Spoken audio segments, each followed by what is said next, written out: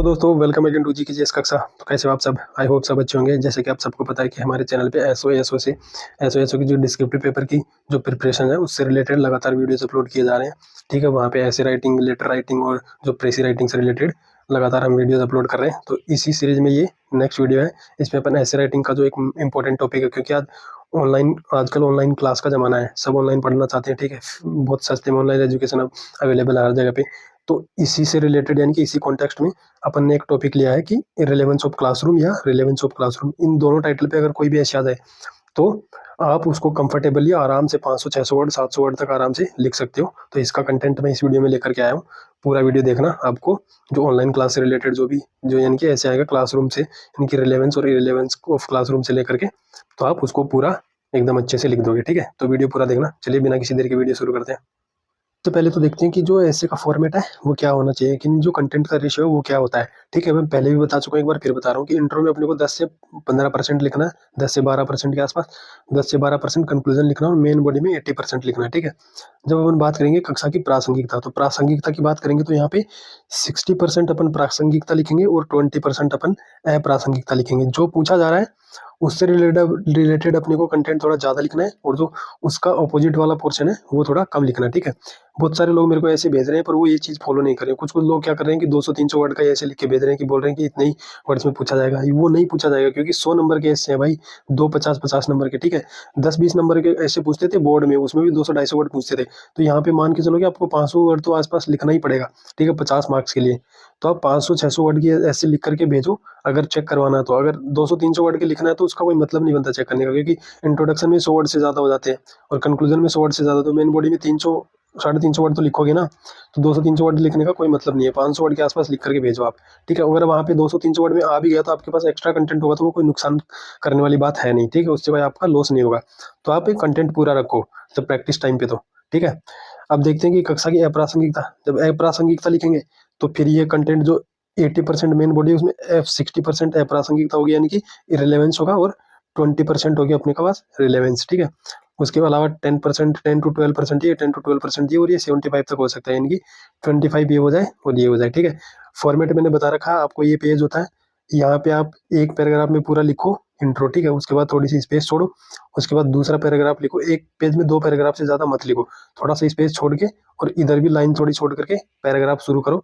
ऐसे करके आपको पूरा का पूरा पैराग्राफ ऐसे में लिखना है। ठीक है, इंट्रो में आप कोई पोइम, कोटेशन या कहानी कुछ यूज कर सकते हो तो कर सकते हो, तो ज़्यादा अच्छा रहेगा। ठीक है, अब बात करते हैं कि जो कक्षा की जो अप्रासंगिकता है, पहले वो वाला टॉपिक देख लेते हैं। दोनों का कंटेंट सेम है, बस आपको कम ज़्यादा लिखना है। कंटेंट ये रहेगा, जब अप्रासंगिकता पूछे तो अप्रासंगिकता के जो भी मैं बताऊंगा वो वाला पार्ट ज़्यादा लिख देना है। जब प्रासंगिकता यानी कि रिलेवेंस पूछे तो रिलेवेंस वाला पार्ट ज़्यादा रख लेना आपने को। ठीक है, अब इसमें देखते हैं कि जो इरेलेवेंस है वो क्या है क्लासरूम का। ठीक है, तो अब इसमें क्या है कि जो पहले से क्या इरेलेवेंस था और अब वर्तमान में यानी कि प्रेजेंट में क्या इरेलेवेंस है, वो दोनों चीज़ें देखेंगे। यानी कि क्लासरूम, ये इरेलेवेंस ऑफ क्लासरूम है कि पहले से क्या इरेलेवेंस चलते आ रहे हैं, कि पहले क्यों इरेलेवेंस थी, ये अप्रासंगिकता क्या थी क्लासरूम की। तो अब देखते हैं दोस्तों कि जो पहले से क्या इरेलेवेंस थी, कि सबसे पहला पॉइंट इसमें कि हर व्यक्ति की जो पर्सनैलिटी है वो अलग अलग होती है। यानी कि जो पर्सनैलिटी अलग अलग होती है, पर क्या होता है उसमें, सब टीचर सबको एक ही चीज़ पढ़ाता है। ठीक है, तो उससे क्या होता है कि यूनिकनेस खत्म हो जाती है, अलग यूनिकनेस कम हो जाती है। ठीक है, कि यानी कि सब लोगों की पर्सनैलिटी अलग होती है, व्यक्तित्व अलग अलग होता है। तो एक ही टीचर सब चीज़ों को एक चीज़ पढ़ाएगा तो उससे यूनिकनेस कम हो जाती है। इस कॉन्टेक्स्ट में अपन बोल सकते हैं कि ये अप्रासंगिक है क्लास। ठीक है, क्योंकि क्लास में सबको एक साथ करके बिठाया जाता है। अब ये मत बोलना कि इसकी प्रासंगिकता, वो भी अपन देखेंगे। अपने को लिखना टाइटल के अनुसार है ऐसे, तो मैं दोनों कंटेंट बताऊंगा आपको। दूसरा पॉइंट है कि सबके सीखने की क्षमता, यानी कि लर्निंग एबिलिटी या कैपेसिटी अलग अलग होती है, सबका आईक्यू अलग अलग होता है। तो मान लो दोस्तों कि उससे क्या होता है कि किसी के साथ अन्याय हो सकता है, कि एक स्टूडेंट है वो 5 मिनट में एक चीज़ सीख लेता है और बाकी स्टूडेंट वो 20-30 मिनट लगा देते हैं उसी में। तो पर उस स्टूडेंट को क्लास में पूरे आधे घंटे बैठना पड़ेगा, तो उसका हो सकता है कि 20 मिनट 30 मिनट उसका वेस्ट हो गया। तो ऐसे करके उसके साथ कहीं ना कहीं इनजस्टिस हो जाता है। हो सकता है वो ऑनलाइन क्लास लेकर के उसको 5 मिनट में कर लेता। तो इस रिलेवेंस में अपन बोल सकते हैं। दूसरा है कि थ्योरेटिकल नॉलेज। ठीक है, क्लास में क्या होता है, थ्योरेटिकल नॉलेज देते हैं, बुक होती है, पढ़ा दिया जाता है। ठीक है, उसके कंपैरिजन में एक्सपीरियंस जो बेस्ड जो नॉलेज होता है, अनुभविक जो ज्ञान होता है, वो ज़्यादा इंपॉर्टेंट होता है। ये आप कह करके बोल सकते हो कि क्लास की रिलेवेंस होती है। कहीं कहीं भी कभी कभी क्या होता है, लड़कों लड़कियों के साथ भेदभाव किया जाए, दलितों के साथ भेदभाव किया जाए, निम्न जो वर्ग है उसके साथ उनकी उपेक्षा की जा सकती है। क्लास में होता ही है भेदभाव, होता ही है हर जगह, कॉलेज लेवल तक होता है उपेक्षा, ठीक है, भेदभाव होता है लोगों के साथ कि इनके साथ इनको आरक्षण दिया गया है इसलिए इनको सीट मिल गई। तो इस वजह से क्लास की आप रिलेवेंस बता सकते हो। और लास्ट पॉइंट इसमें आप ये लिख सकते हो कि जो इससे प्रकृति से अलग होता है, क्योंकि ये क्लोज्ड रूम होता है, क्लास रूम जो भी होता है, तो प्रकृति के साथ जुड़ाव महसूस नहीं कर पाते, ठीक है। तो ये हमेशा से जो चले आ रहे हैं, पहले से जो चले आ रहे हैं, वो आप इररिलेवेंस अप्रासंगिकता बता सकते हो कक्षा की। अब देखते हैं कि वर्तमान में क्यों अप्रासंगिक है, इनकी क्यों इररिलेवेंट है क्लासरूम, ठीक है। क्योंकि अब क्या हो, इंटरनेट का जमाना है, ठीक है, और इंटरनेट में सब कुछ गूगल पे है, तो क्लास की क्या जरूरत है, सब गूगल पे बैठ वहां से देख के पढ़ लो, ठीक है, जो भी चीज़ नहीं पता, फ्री वीडियोज है, क्लासेज है, यूट्यूब पे आप देख लो सारी चीज़ें, ठीक है। उसके बाद ये एजुकेशनल एप्लीकेशन है, इतने सारे ऐप्स हैं, आपको पता ही होगा, हजारों ऐप बन रहे हैं आजकल एजुकेशन पे। होम ट्यूशन है, घर आकर के एक बंदा पढ़ा के जाता है, तो क्लास की क्या जरूरत है, ठीक है। उसके अलावा 1-to-1 ऑनलाइन मेंटोरिंग है, आप फोन पे भी सब कुछ डिस्कस करके किसी भी इंस्टीट्यूट से जुड़ करके वो सब कुछ आपको वहीं क्लियर कर देगा, तो उसके लिए भी आपको क्लास की जरूरत नहीं है। तो ये प्रेजेंट कॉन्टेक्स्ट में अपना इररिलेवेंस है क्लासरूम का, ठीक है। तो ये सारा कंटेंट आप इसमें लिख सकते हो। उसके बाद अपनी क्लास की प्रासंगिकता है कि रिलेवेंस ऑफ क्लासरूम। जब रिलेवेंस ऑफ क्लासरूम लिखे पूछे टाइटल में, तो ये ज़्यादा 60% लिखना है और 20% वो लिखना है। जब इररिलेवेंस पूछे तो इररिलेवेंस वाला 60% लिखना है, बाकी 20% लिखना है, ठीक है।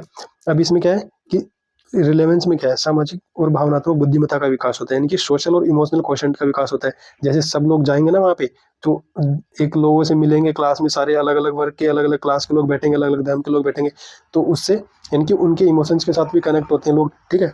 उसके बाद क्या है, डाइवर्सिटी, वही सारे अलग अलग क्लास, अलग अलग वर्ग, अलग अलग धर्म के लोग बैठेंगे, तो उससे डाइवर्सिटी यानी कि उनमें विविधता आती है, ठीक है, अलग अलग चीज़ें सीखते हैं सारी।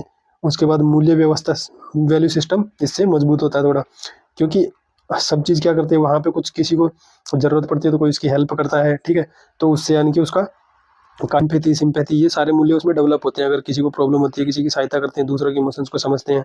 उसके बाद क्या है, कंपटीशन है, यानी कि प्रतिस्पर्धा का विकास होता है, क्योंकि क्लास में सारे लोग होते हैं, बहुत सारे खेल होते हैं वहाँ पे कंपटीशन दिखता है, ठीक है। एजुकेशन लेवल पे कुछ प्रतियोगिताएं होती है, जैसे क्या होते हैं, ऐसे राइटिंग का जो कंपटीशन होता है स्कूल लेवल पे ही, क्लास लेवल पे, तो उससे कंपटीशन बढ़ता है। और भी एग्जाम होती है जिनमें कुछ प्राइज दिया जाता है छोटा मोटा, ठीक है, तो वो होता है।